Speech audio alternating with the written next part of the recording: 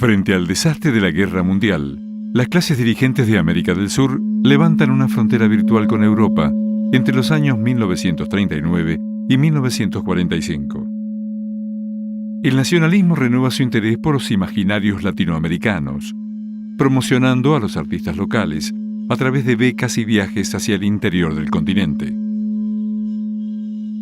Al leer las huellas de sus trayectorias, vemos que el doble viaje interior-exterior, desde los márgenes hacia el interior del continente, desde el arte hacia la enseñanza del diseño y la arquitectura, fue un tipo de estrategia conceptual o diagrama utilizado por las vanguardias para difundir su programa estético.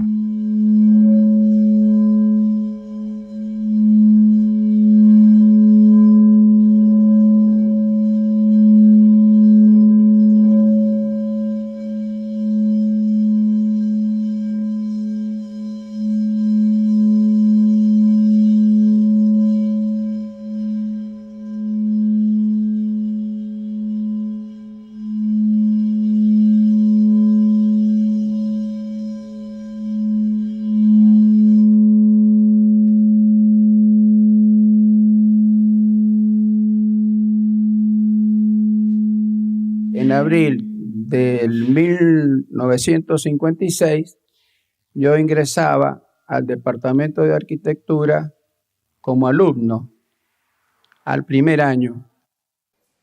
Fui alumno en el año 1958. E ingresé a la facultad en el año 1958. Y allí cursé Plástica 1, que era la asignatura que estaba a cargo del profesor Carrieri. Ingresé a la facultad, que entonces era solo el Departamento de Arquitectura de la Facultad de Ingeniería, en 1959. En ese año lo tuve de profesor de Plástica 1 y después, en 1961, lo tuve de profesor en Plástica 3. En realidad yo empecé con él prácticamente en su etapa final, el último o penúltimo año que estuvo en nuestra facultad. Yo era estudiante, estaba haciendo en ese momento el trabajo final para ser arquitecto. Interrumpimos el trabajo para ir a esperar a José, a Pepe, que llegaba desde Mendoza en tren. Y el profesor que llegaba en ese momento era el profesor José Carrieri, profesor de Bellas Artes, egresado de la Universidad Nacional de Cuyo. Siempre con su sonrisa, su traje oscuro y sus zapatos color miel. Un personaje. Enseñarle a los arquitectos era un desafío para él. Entonces, los primeros años fueron de búsqueda, la forma de encarar la enseñanza de la plástica a los arquitectos. Así que un escultor se metía en esto del espacio de los arquitectos, pero que los estudiantes de arquitectura venían a captar un poco el concepto de la elaboración y la utilización del espacio, de la visión de un escultor, era una cosa muy rara. Nos hizo como despertar hacia la forma en sí, por sí sola, qué valor tiene y que tiene, independiente de su función y de su utilidad, ¿no?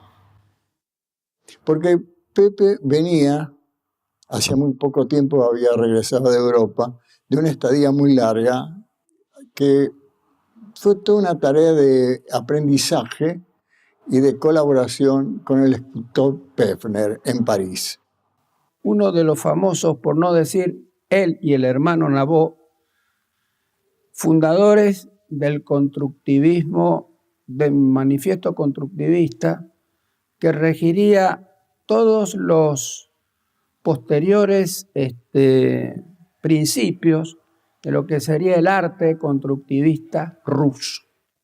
El profesor Carrieri como que era un hombre de hacer había que hacer con las manos y todos los trabajos teníamos que hacerlos nosotros y en el taller de plástica.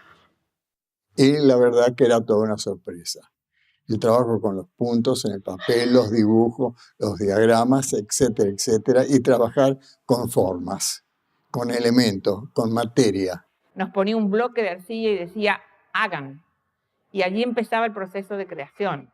Justamente lo que él comentó alguna vez es que los arquitectos, dice, siempre están en el tablero dibujando, dibujando, dibujando, y cosas que ellos no van a hacer, o sea, no las van a construir, construirán otras personas, van a necesitar de otros para realizarla.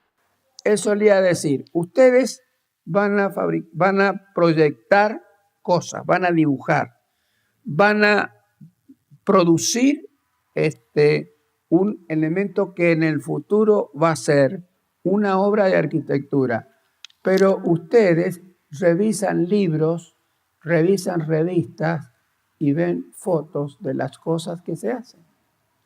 Entonces, lo que yo quiero que ustedes vean fotografiados sus propios trabajos. En este momento, esta pieza es toda una filtración de luz, juego de espacios, volúmenes, luz y sombra, que sería la maravilla y enloquecimiento de los fotógrafos. De una fotografía, obtener toda una concepción de lo que uno imaginaba de esa forma con la concreción de la forma en el espacio y en la materia.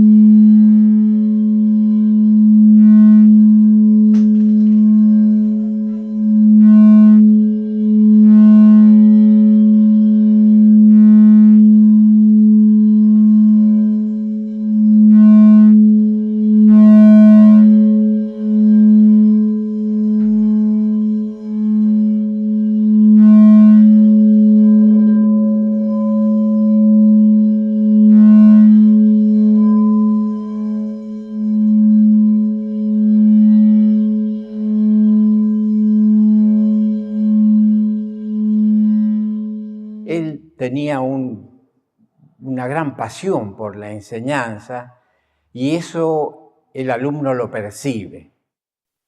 En esa época éramos muy pocos alumnos, el profesor Carrieri.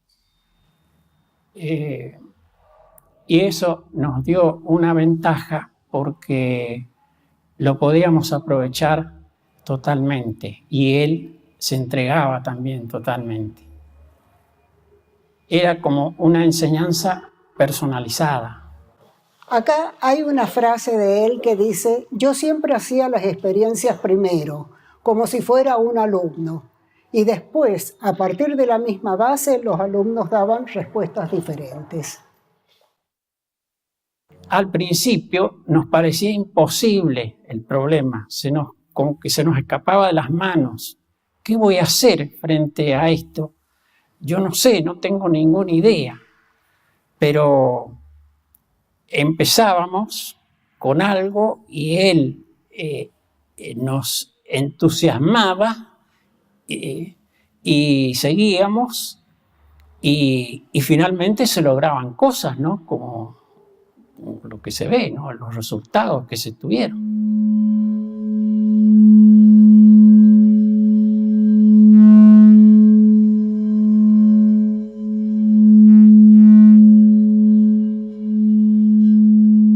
Esta pieza es hermosa, es hermosa. Es una columna en sí misma, vista desde el punto de vista de los arquitectos, es una columna.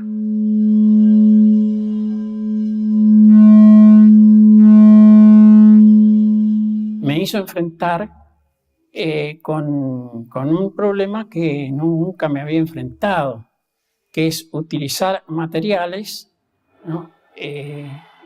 Totalmente nuevos para mí y desconocía su técnica. como que el material mismo me iba diciendo qué es lo que tenía que hacer. O sea, dejar libre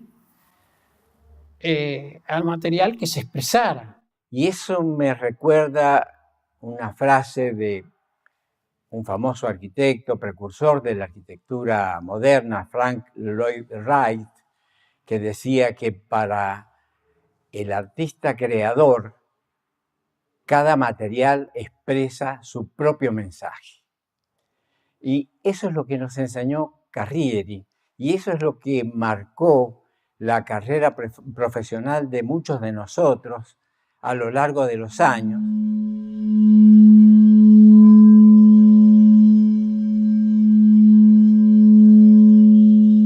Yo me había recibido de arquitecto y al año siguiente me fui un año al Politécnico de Milán, en Italia, para hacer un trabajo de investigación sobre modelos de estructuras o estructura en modelos. Y tuve la oportunidad de encontrarme con Pepe Ante, que acordamos que me llevaba un legajo, una cantidad de fotografías de estas obras. Se sorprendieron todos. No hubo uno que dijera, no, porque sobrepasaba un poco los conceptos y además eran trabajos que ellos no tenían ni idea de que se podía hacer en una facultad de arquitectura.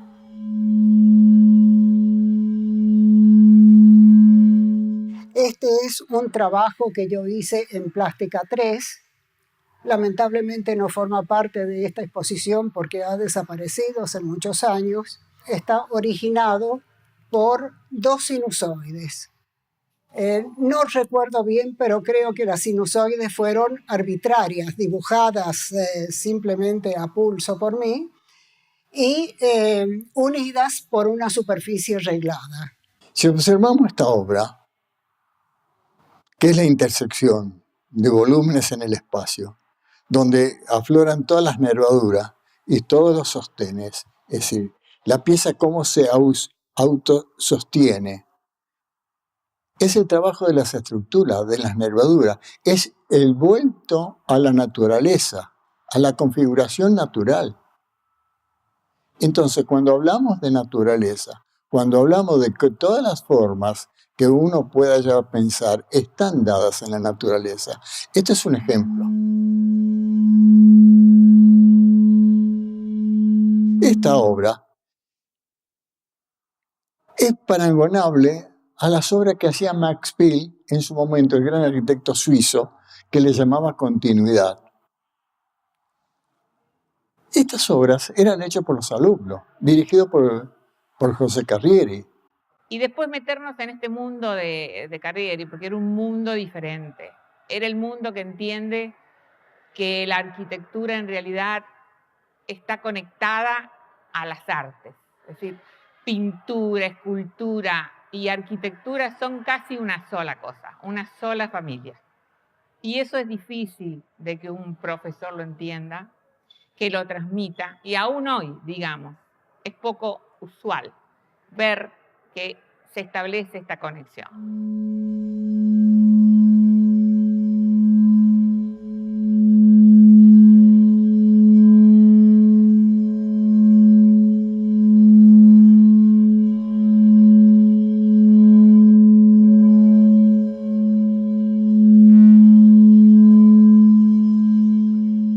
José Carrieri reafirma el programa de las vanguardias. Realiza un viaje doble tramando una constelación de líneas urdidas desde el centro hacia la periferia y desde la escultura hacia la arquitectura, desplegando una obra pedagógica que le permitió encontrar una línea de fuga para enfrentar al poder de la ilusión figurativa de la Academia de Bellas Artes entre los años 1956 y 1973.